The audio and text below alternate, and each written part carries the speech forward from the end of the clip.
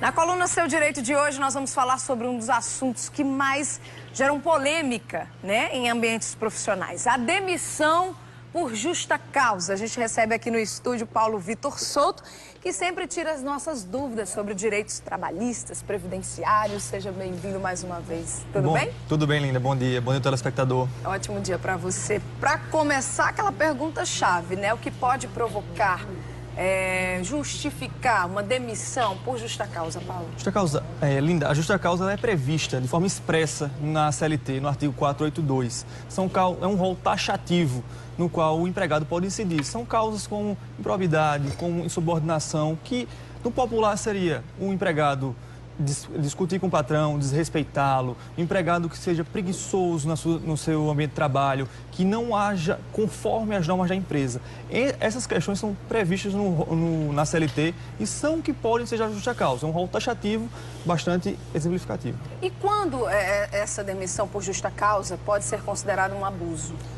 Ela costuma ser considerada um abuso quando o empregador não observa essas condições no artigo 482 da CLT.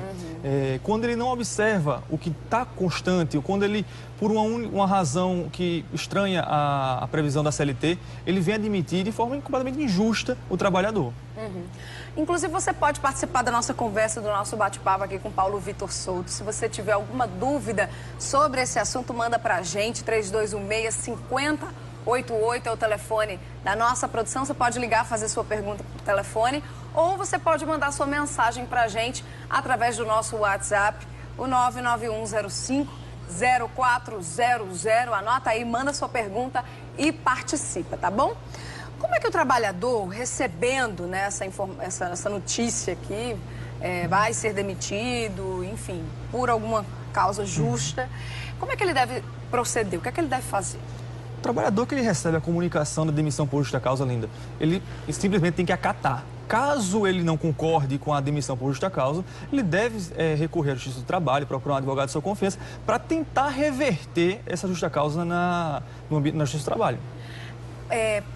Trabalhadores com problema de alcoolismo, por exemplo, de chegar no trabalho com o cheiro, enfim, com indícios de que estava bebendo, e aí chegar no local de trabalho para passar a sua jornada aí de trabalho do dia. Isso causa demissão por justa causa? Isso é uma excelente pergunta, Linda.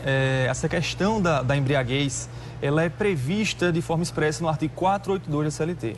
Todavia, a jurisprudência já vem entendendo que embriaguez habitual ela não é motivo para justa causa, porque é considerada uma doença. Nesse caso, não é permitido demitir o trabalhador.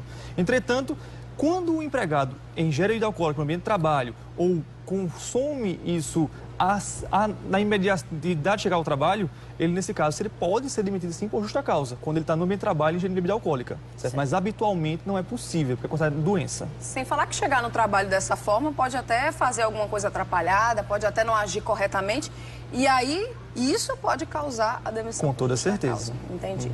A causa da demissão pode ser colocada na carteira de trabalho, na hora de reincidir, na hora de fechar terminar o contrato com o trabalhador? Em hipótese alguma, isso pode ocorrer.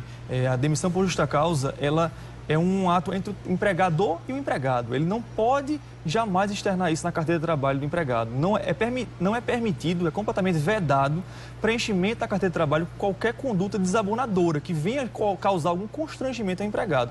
Nesse caso, ele pode ser, inclusive, o empregador pode ser processado por dano moral e com certeza o empregado iria ganhar. Nesse caso, né, de demissões por justa causa, o trabalhador ele tem algum direito? Tem. O trabalhador ele perde a maioria dos seus direitos, como o direito de estar com a FGTS, a multa de 40% da FGTS, férias proporcionais, férias 13º proporcional e o aviso prévio. Ele só vai receber as férias vencidas se houver e o saldo do salário se houver nesse mês. E não pode mais receber nada, não pode argumentar mais nada. Não, infelizmente não. Entendi.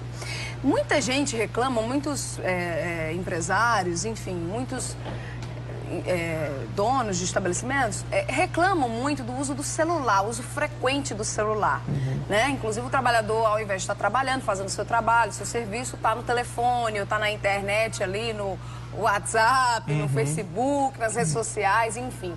Esse uso abusivo do aparelho celular no ambiente de trabalho pode causar demissão por justa causa? O uso por si só não, Linda. O uso do aparelho celular é algo que tem que ser relativizado. Se por acaso há uma previsão expressa nas normas da empresa que não é permitido o uso do telefone celular em ambiente de trabalho, se por acaso o ambiente de trabalho exige uma atenção máxima que não permite o trabalhador utilizar o aparelho celular, a recorrência nessa conduta pode sim ensejar a justa causa. Mas o uso esporádico, uma única vez no ambiente de trabalho, não. Mas tem que ser observadas as regras da empresa, as regras internas. Tá. E se por acaso essa demissão for injusta, né, e o trabalhador conseguir comprovar isso, o que é que acontece? Se ele conseguir comprovar isso, se ele tiver um rol de documentos, provas que realmente demonstrem que sua rescisão foi injusta, ele deve procurar a Justiça do Trabalho. E se realmente ocorrer isso, ele consegue reverter essa justa causa na Justiça do Trabalho, recebendo todos os direitos que são devidos, deferidos pelo juiz. Olha, daqui a pouco a gente volta a conversar com Paulo Vitor Souto, inclusive sobre esse assunto. Se você tiver alguma dúvida, ainda dá tempo de mandar sua pergunta pra gente, 3216-5088 ou pelo nosso WhatsApp, o 99105-0400. Daqui a pouco você volta para tirar outras dúvidas da gente, tá? Ok, Linda.